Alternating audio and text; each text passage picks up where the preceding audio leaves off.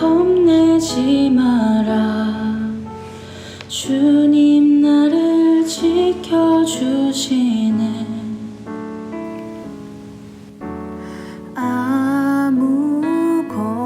아무것도 두려워 말라. 주 나의 하나님이 지켜주시네. 놀라지 마라.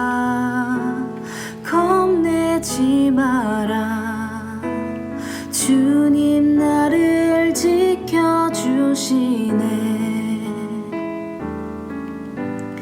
내 맘이 힘에 겨워 지칠지라도 주님 나를 지켜주시네. 세상의 험한 풍파 몰아칠 때도 주님 나를 지켜주시네. 주님은 나의 산성, 주님은 나의 요새, 주님은 나의 소망, 나의 힘이 되신 여호와.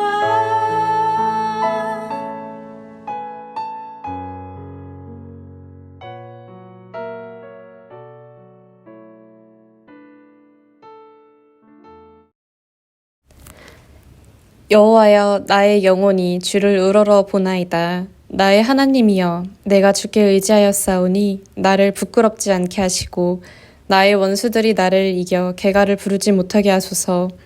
주를 바라는 자들은 수치를 당하지 아니하려니와 까닭없이 속이는 자들은 수치를 당하리이다.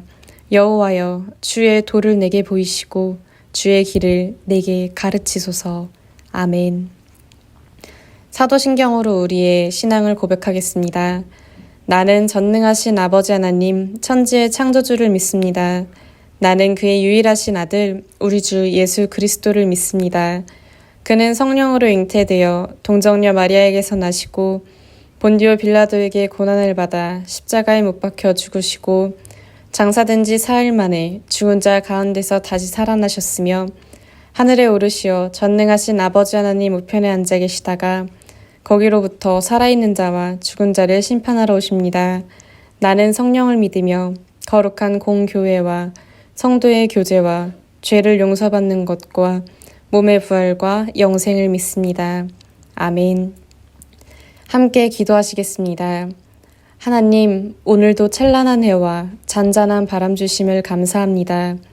때로는 견디기 어려울 만큼 덥기도 하지만 사계절을 허락하심도 감사합니다. 하지만 무더운 여름, 외롭게 어려운 삶을 이어가는 사람들이 있습니다. 그들의 여름이 외롭지 않도록 하옵소서. 거리두기 단계가 올라간 지 일주일이 되었습니다. 일상의 소중함을 다시 한번 깨닫습니다. 우리가 이 마음 변하지 않고 모두가 노력하여 일상을 회복하도록 도와주옵소서. 각자의 자리에서 예배드립니다. 이 시간 온전히 하나님만을 예배하도록 인도하옵소서. 사랑합니다. 감사합니다. 예수님의 이름으로 기도합니다. 아멘. 오늘 하나님께서 주시는 말씀은 고린도전서 12장 23절에서 27절의 말씀입니다.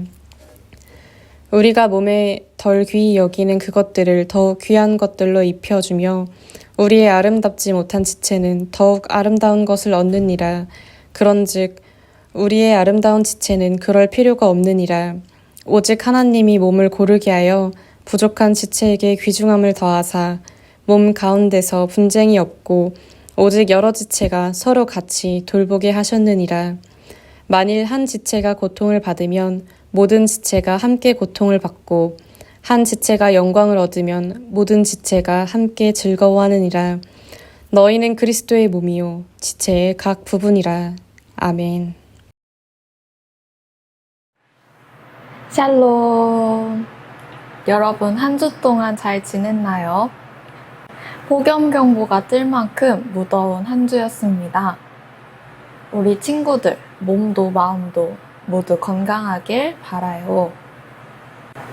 얼굴 보고 인사하면 더욱더 좋았을 테지만 이렇게 영상으로나마 여러분들을 만날 수 있어서 참 감사하고 행복합니다.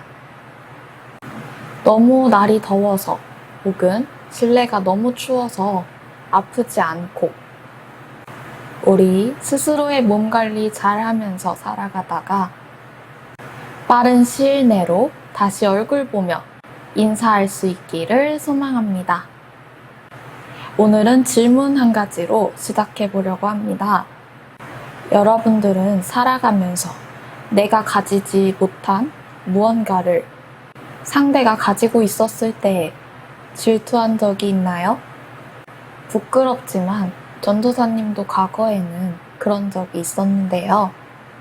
지금은 나를 있는 그대로 인정하고 나의 모습을 사랑함으로 살아가고 있지만 그렇지 못했을 때가 있었습니다. 딱 여러분들의 나이였을 때였는데요. 중고등학교를 다니던 시절 저는 쌍꺼풀이 있고 이마가 좁은 친구들을 부러워했습니다.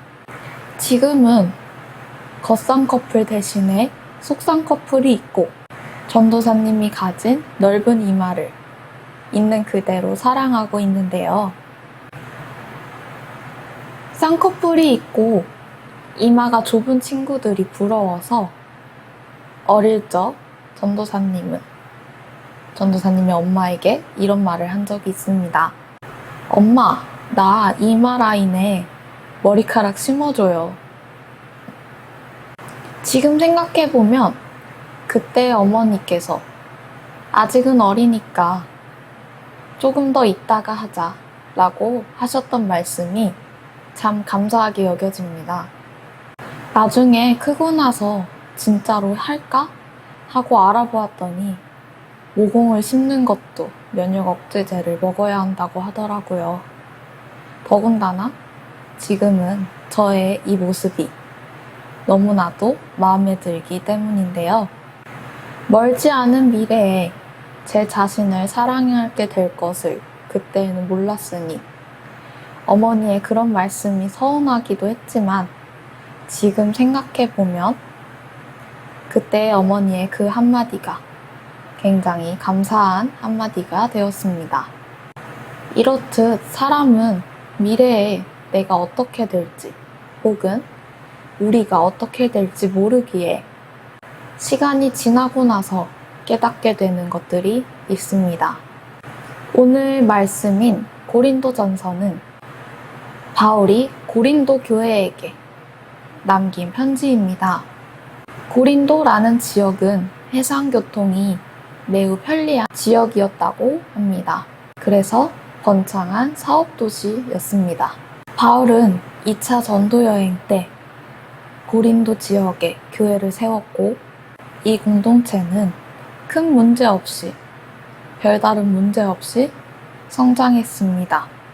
하지만 바울이 떠나고 시간이 지남에 따라 이 교회에는 서서히 세상적인 문제들이 드러나기 시작했는데요. 하나님의 자녀인 성도들이 교회 내에서 하나님의 시선이 아닌 세상의 눈으로 교회 공동체를 바라보기 시작한 것입니다. 그 문제들 중 하나가 오늘 읽은 말씀입니다. 고린도 교회는 개개인에게 주어진 각기 다른 은사들을 서로 사랑하지 못했고 더 우월한 은사가 무엇인지 비교했으며 서로의 관계를 수직적으로 세우기도 하며 서로를 아끼지 않았습니다. 고린도전서 12장 12절을 함께 보겠습니다. 몸은 하나인데 많은 지체가 있고 몸에 지체가 많으나 한 몸임과 같이 그리스도도 그러하니라. 하나님과 그분의 자녀인 우리들의 관계를 이야기할 때 대표적인 비유를 포도나무의 비유로 설명합니다. 포도나무에 가지는 하나님을, 그리고 포도나무에 열리는 열매들은 우리를 상징하죠. 몸도 그렇습니다. 하나님의 몸된 교회 안에서 우리는 각각의 부분을 맡아 하나의 조화로움을 이루는 것이 바로 교회이죠. 바울은 고린도 교회 성도들에게 이렇게 말합니다. 15절에서 17절 말씀입니다. 만일 발이 이르되 나는 손이 아니니 몸에 붙지 아니하였다 할지라도 이로써 몸에 붙지 아니한 것이 아니요 또 귀가 이르되 나는 눈이 아니니 몸에 붙지 아니하였다 할지라도 이로써 몸에 붙지 아니한 것이 아니니 만일 온 몸이 눈이면 듣는 곳은 어디며 온 몸이 듣는 곳이면 냄새 맡는 곳은 어디냐. 아멘. 바울은 한 가지 재밌는 상상으로 각기 다른 은사가 하나님의 선물이며 교회를 풍성하게 하는 도구임을 증명합니다. 17절에서 바울이 이렇게 말하고 있죠. 온 몸이 눈이라면 어떻게 될까? 만약 온 몸이 눈이라면 사방팔방 사각지대 없이 모든 곳을 둘러볼 수 있을 것입니다. 비유하자면 온 동네의 골목골목마다 CCTV로 둘러보는 것과 같은 이치이죠. 그런데 그야말로 보는 것만 할 수 있습니다. 모든 상황을 볼 수는 있지만 들을 수 없고 냄새도 맡을 수 없으며 맛있는 음식을 먹을 수도 없는데요. 잘 지켜보다가 혹시라도 눈에 이물질이 들어간다면 정말 큰일이 납니다. 왜냐하면 온 몸이 눈으로 이루어져 있기 때문에 눈으로 들어간 이물질을 제거해줄 손이 없기 때문이죠. 결국 온 몸이 눈이라면 할 수 있는 것들보다 없는 것들이 많음을 깨닫게 되고 몸에 눈이 2개 있고 그 밖에 다른 지체들이 함께 조화로움을 이루는 것이 온 몸이 눈인 것보다 더 유익하다는 것을 깨닫게 됩니다.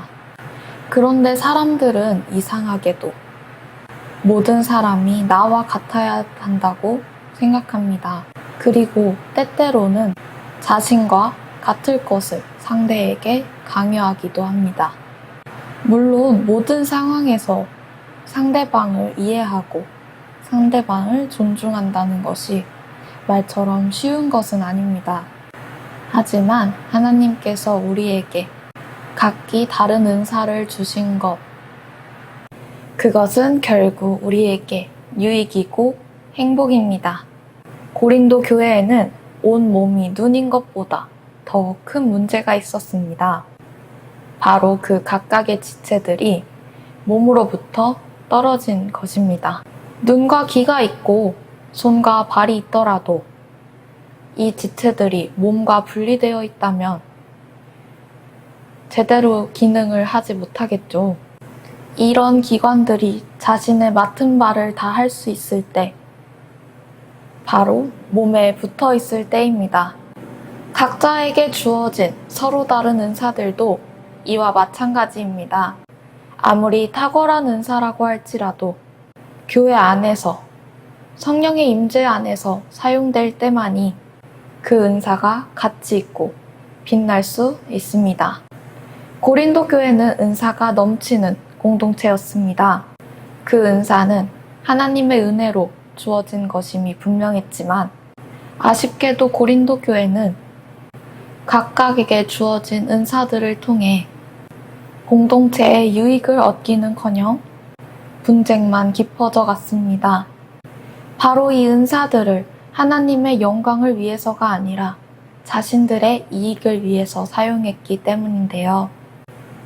다시 말하면 은사들이 하나님의 몸인 교회에서 떨어져서 각각의 지체들을 빛내기 위해 사용되었기 때문입니다. 모든 이들에게 주어진 각기 다른 은사들은 교회 안에서 서로를 위해 그리고 서로를 사랑하며 하나님의 영광을 드러내기 위하여 사용되어질 때 비로소 빛을 발합니다. 그러나 고린도 교회는 하나님의 영광이 아니라 자신들을 뽐내기 위해서 이 은사들을 사용한 것이죠. 결국 이들은 하나님으로부터 많은 은혜를 입어 다양한 은사들을 가지고 있었지만 이들이 속한 공동체는 하나가 되지 못하고 나누어지고 찢어져 버리는 상황까지 갔습니다. 문제는 이뿐만이 아니었는데요. 자신의 은사를 뽐내는 곳에 사용한 것뿐만 아니라 무엇이 더 귀하고 덜 귀한지 비교했습니다. 하지만 우리의 몸, 결국은 하나로 다 연결되어 있죠. 어디 한 군데가 아팠을 때 몸이 아프지 않다고 말할 수 없습니다. 눈이 코를 대신할 수 없고 손이 발을 대신할 수 없듯이 하나님께서 한 사람 한 사람에게 주신 달란트도 서로를 대신할 수는 없습니다. 사람의 지혜는 하나님의 크고 무한하신 지혜와는 비교할 수 없기 때문에 내가 타인을 무조건적으로 이해하고 사랑한다는 것이 쉬운 일은 아닙니다. 모든 부분을 이해하지 못하더라도 우리의 공동체 안에서 필요하지 않은 은사 혹은 필요하지 않은 지체는 없다는 것을 우리는 알아야 합니다. 교회 공동체뿐만이 아니죠. 또래 친구들과의 관계도 이런 경우가 종종 있습니다. 여럿이서 잘 놀고 있다가 어떤 한 친구가 없을 때 이런 말을 다른 친구가 합니다. 땡땡이, 이런 부분 좀 불편하지 않아? 다른 친구들이 평소에 이 친구를 어떻게 생각했는지는 전혀 상관없이, 그리고 그 부분이 불편하지 않더라도 자연스럽게 이 친구, 이 무리에서 멀어져 갑니다. 근데 이 무리, 과연 이 친구 말고 말을 꺼냈던 친구에게 불편했던 점이 없었을까요? 물론 처음 말을 꺼냈던 친구가 완벽한 사람이었을 수도 있습니다. 하지만 사람의 시각은 다 다르죠. 어떤 친구에게는 특정한 부분이 불편하게 여겨졌을 수도 있습니다. 단지 말을 꺼내지 않고 있었을 뿐이죠. 한 명의 친구가 떠나간 이 무리, 과연 끝까지 함께 할 수 있을까요? 물론 남은 친구들끼리 평생을 함께하고 우정이 변치 않는다면 참 다행입니다. 하지만 시간이 흐를수록 이 무리에서 친구들이 하나둘 빠져나가기 시작하죠. 그리고 이 무리에 애초부터 속해 있지 않던, 그저 바라보기만 하던 친구들은 이렇게 생각하곤 합니다. 어쩐지 불안하더라니.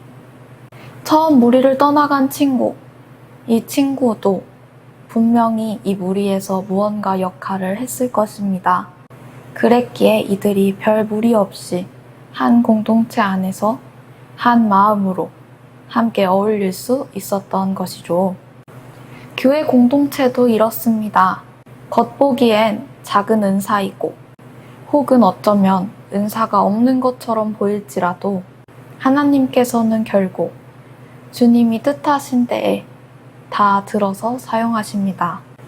결국 하나님의 몸된 교회 안에서 필요하지 않은 지체, 필요하지 않은 은사는 없다는 것입니다. 여러분은 레고 좋아하시나요? 어른들의 취미생활인 가이드북이 있는 레고 말고 우리가 어린 시절 갖고 놀 수 있었던 나무로 된 어떠한 완성의 결과도 없는 그런 나무 블록을 떠올려 봅시다. 아이들은 그 완성의 모습이 정형화되지 않는 나무 블록을 가지고 놀다가 필요한 모양이 없다면 얼마든지 다른 모양을 사용하여 그 자리를 채워넣곤 합니다. 하지만 교회 공동체, 우리가 속한 이 공동체는 그렇게 쉽게 우리의 생각만으로 비워진 자리가 채워지지 않습니다. 주님께서 필요하셔서 하나님의 계획하에 그 자리에 적합한 사람을 데려다 놓으셨기 때문입니다. 그렇다 보니 교회에서 가장 큰 은사는 결국 다른 이들을 세워주는 은사, 바로 사랑의 은사입니다. 누군가의 눈에 띄지 않는 은사를 찾아내고 그 은사가 드러날 수 있게끔 길러주고 세워주는 은사 말입니다. 그 마음, 사랑의 마음이 가장 크고 놀라운 은사인 것이죠. 그래서 하나님을 믿는 교회 공동체는 사회보다는 조금 더 따뜻할 필요가 있습니다.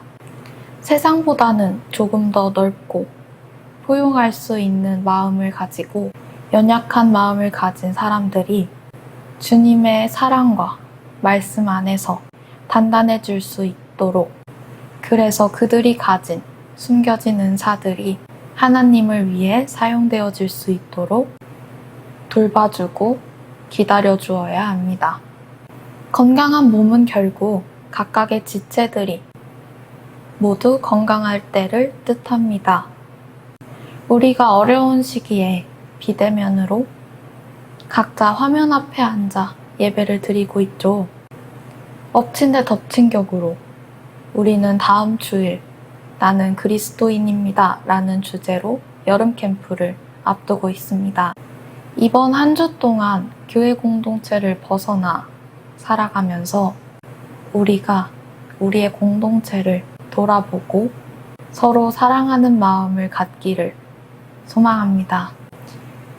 너무 한없이 약해 보이고 아무런 은사도 가지지 않은 것처럼 보여도 하나님께서는 필요하신 때에 알맞게 사용하십니다. 단지 우리는 그 때를 모르고 있을 뿐입니다. 그러니 우리들은 언제가 될지 모르는 그 하나님의 때에 그 지체들이 자신이 가진 은사를 사용할 수 있도록 옆에서 돌봐주고 건강하고 단단하게 세워질 수 있도록 그들을 도와야 합니다. 우리가 서로 사랑으로 바라보고 서로를 돌보는 섬김으로 건강한 공동체가 되도록 함께 생각하고 노력하기를 소망합니다. 기도하겠습니다. 우리에게 은혜를 주시는 하나님, 우리가 하나님 앞에 나와 예배드립니다. 하나님, 우리가 하나님의 몸인 교회에서 서로를 이해하지 못하고 나와 다름을 인정하지 못할 때가 있었음을 고백합니다. 우리가 하나님 안에서 서로를 존중하고 이해할 때에 주님께서 우리에게 허락하신 은사들이 빛나는 것임을 깨닫게 하시고 우리 공동체가 서로가 다름을 인정하고 존중하는 공동체 되도록 하옵소서. 거리두기 단계로 우리가 함께 모여 예배드릴 수 없는 상황에 처해 있습니다. 각자의 자리에서 각 지체들이 세상을 살아가면서 주님의 자녀임을 잊지 않도록 하시고 서로가 떨어져 있는 기간에도 서로를 돌보고 서로를 위해 기도할 수 있는 우리 청소년 공동체가 되도록 하옵소서. 이 어려움이 길어지지 않도록 도와주옵소서. 감사합니다. 사랑합니다. 예수님의 이름으로 기도합니다. 아멘. 주기도문으로 청소년 공동체 예배 마치도록 하겠습니다. 하늘에 계신 우리 아버지, 아버지의 이름을 거룩하게 하시며 아버지의 나라가 오게 하시며 아버지의 뜻이 하늘에서와 같이 땅에서도 이루어지게 하소서. 오늘 우리에게 일용할 양식을 주시고 우리가 우리에게 잘못한 사람을 용서하여 준 것 같이 우리 죄를 용서하여 주시고 우리를 시험에 빠지지 않게 하시고 악에서 구하소서. 나라와 권능과 영광이 영원히 아버지의 것입니다. 아멘. 청소년 공동체 소식입니다. 코로나 확진자 증가로 거리두기 단계가 4단계로 올라갔습니다. 그래서 정부 지침에 따라 청소년 공동체 예배도 전면 온라인 예배로 드립니다. 대상은 중등부, 고등부 예배 전체이며 오늘과 7월 25일 주일 총 2번의 주일을 온라인 예배로 드립니다. 유튜브 온라인 예배로 만나요. 하이브리드 캠프 안내입니다. 2021년 동수원교회 청소년 공동체 여름 캠프가 7월 25일에서 8월 1일 나는 그리스도인입니다 라는 주제로 진행됩니다. 각자의 삶에서 온 마음 다해 그리스도인으로 살아보고 주일 예배를 통해 나누어요. 하루를 시작하는 말씀부터 마무리하는 기도까지 핸드북과 함께라면 어렵지 않습니다. 핸드북은 등기 또는 교육 목자님을 통해 전달 예정이며 우리 친구들을 위해 준비된 선물과 시상까지 놓치지 마세요. 8월 1일 예배는 온라인으로 동시 송출 예정입니다. 캠프를 통해 온 마음 다해서 그리스도인으로 살아보아요. 더 자세한 사항은 동수원 장로교회 다음 세대 홈페이지를 확인해주세요. 문의 및 신청은 청소년 공동체 김희연 전도사님께 연락 바랍니다. 온라인 헌금 안내입니다. 화면에 하나은행 계좌번호로 부서, 이름, 헌금 종류 순서를 확인하여 보내주시면 됩니다. 아프지 말고 건강하게 다음 주 온라인 예배로 만나요. 안녕. 동수원 장로교회 청소년 공동체 구독, 좋아요, 알림 설정까지 부탁드려요.